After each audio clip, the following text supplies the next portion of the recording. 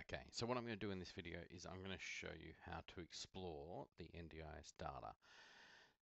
Really helpful, really great website. All you do, jump into Google, type in NDIS data. The first one that comes up, it says explore data. So you click on that one, it takes you to a completely different website to the normal NDIS website. This is the data research website for the NDIS. So we can explore all sorts of different data. We can get different reports and research and all that sort of stuff. But one of the areas that I find most interesting to look at initially is definitely this page here. So this one here, we can look at participant detail, we can look at market detail, we can look at provider data. What we're going to do is we're going to look at participants initially. So what we're looking at is the Q2 of the financial year 24 to 25. We're going to look at all of Australia here at the moment. Now down here we can add a whole heap of different things. So if we selected all of these, we can actually look at the progression of how the numbers have grown over those 4 quarters over the time. So we've gone from 649,623 to 692,822. So you can see it's grown over time. What we'll do is we'll clear out those. What we can also look at, this is the current latest information. We've got 692,822 participants on the NDIS. If we wanted to look at, say, specifically Western Australia in comparison to it, we can have a look here that there is currently 60,608 people currently on the NDIS. Now we can also take that information and we can look over time as well, just in WA, and we can see here that we've gone from 56,185 all the way up to 60,608. So what I'll do is I'll clear off these. What we're going to do is we're just going to look at the latest data that they have here, and we're only going to look at Western Australia at this point in time. So looking at the active participants, this is quite interesting. If I go back here, and I'll just turn on one of the older ones, we can have a look back here and see that there's a dramatic increase in the age of 0 to 8. So from 0 to 8, we've gone from 7,000 people on the NDIS. We're now closer to over 11,000, closer to 12,000 people on the NDIS. So we can see that there's been a dramatic growth in those. We can see that there's actually been a reduction in the people of the ages 9 to 14. We can look here and see over the last year what areas, what age groups have actually increased or decreased. So you can do this with all this sort of data. What I'm going to do is drop this back off. So we can see here currently, this is the breakdown of everything that's going on, every age group in the NDIS. You can see that basically ages 0 to 14 take up the main bulk of it, probably more so than the next 3 combined. From here, we can go further down and we can actually have a look at by their primary disability. So this is information they have to put into the NDIS. As you can see here, nearly half of the people on the NDIS, their primary disability is actually autism. We can have a look at all the other conditions here. We can also have a look at the average support for each condition as well. Same coming down here, we can actually look at the function level of the participant from high functioning to low functioning or not available. So you can have a look at all that sort of stuff here. Further down, we can look at the remoteness, so we can see how many of these are in remote areas. We can have a look here. We've got 47,773 in the main metropolitan area, and we can break this information down even further, and I'll show you how to do that later. Going down here, we can have a look at Indigenous versus non-Indigenous participants, or not stated. Again, non-Indigenous being one of the higher populations, we're looking at around 5,000 for the Indigenous population. So when we come down to here as well, the called status, I really don't look at this too much. I probably should, but we'll come further down to the SDA and SIL funding. So there's a lot of SDA and SIL funding houses being built, but there's only 3,670 people in Western Australia that actually have it included in their plans. We have the majority of people who have an NDIS plan do not have SIL funding included. So this is the current as of April 4th. Now, if we want to break this down and actually go have a look at a region, we can do it in a couple of different ways. So we can look by local area government. So this is basically your shires. To give you an idea, let's go have a look at Mundaring.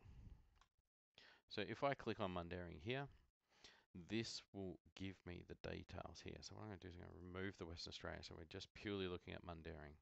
So if we go to Mundaring, we could also add in Kalamunda. Oh, spelled it wrong. That's all right.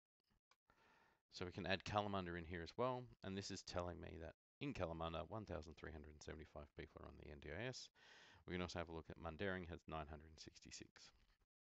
Going further down, we can actually look at the age breakdown between both suburbs, so purple being Kalamunda, green being Mundaring, and we can see that the curve looks very similar, but there is a higher population of people in Kalamunda than there is in Mundaring. It's also due to the population between the two. We're going to have a look at the disability, looking fairly similar. Going further down here, we can have a look at everything, all the information we have. Indigenous versus non-Indigenous. We can have a look at SDA funding, so we can have a look at SIL and SDA. There's currently only 49 people in Mundaring that have it. Very little houses up there available, and same with Kalamunda. So let's go into a bit more detail. So we can search here by location. We can literally search by the suburb. Shire is normally better because it gives you a wider range of what's going on. But also what we can do is look by support category. So in here, if we wanted to, we could actually have a look at choice and control. So this would let me know how many people have plan management included, but we can also look at support coordination. So if I click on the support coordination between Kalamunda and Perth, the participant data here is telling me that in Kalamunda, there's a total of 1,375 people who have a plan, but out of that, only 642 actually have support coordination included in it. When we go to Mundaring, 966, but you can see in relation to the population on the NDIS, there is actually more people who have support coordination included at 489. Going down here again, we can look at the age groups of who has, of where the age group that would have the most. So you're looking in Kalamunda, the area that probably has the most in support coordination is the ages between 55 and 64 at 96 people. When we're looking at Mundaring, Mundaring's probably going to be here at the ages of 25 to 34 with 71 people. Primary disability, again, you can have a look at who's got support coordination and what disability they have, and if Kalamunda or Mundaring. Yeah, so we can go through here, have a look at this. We can also, in some cases, you can actually go through and actually have a look at utilization of funding. So we can also have a look at the market data on this to have a look. So we're looking at the ratio between the total payments in the top 10 providers over the last 6 months. So this information is not as good for me to have a look at.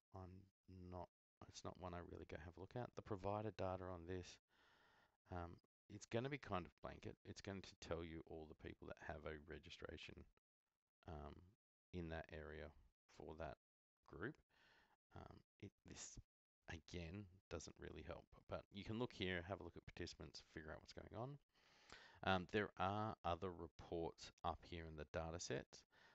We can go into participant data and we can have a look at who's utilizing their plan budgets. You can have a look at diagnosis, plan management type, their goals. It actually divides it down to their goals. These are a whole heap of different ones that you can go and have a look at. So participant number by plan, it's always updating. So you can go in here and get March one, and it will basically give you all the information of, I'll just open it up for you now. Gives you all the information in a nice Excel spreadsheet. So I'm just going to sort this one into a table so we can have a bit more of a use of it. Open it up here. What I'm going to do in this one is I'm just going to basically keep the date here, which is great. I'm going to unselect all, select Western Australia, there we are. So that'll siphon it down a bit. We can have a look at acquired brain injuries. This is giving you the average amount for each plan, and then it's also giving you the participant count and the support category. So with this information, you can go in and have a look at all the different support categories and all the different conditions to see what the actual amount is currently at. So there's a whole heap of information here. Hope this helps, guys, and I hope that gets you up to date.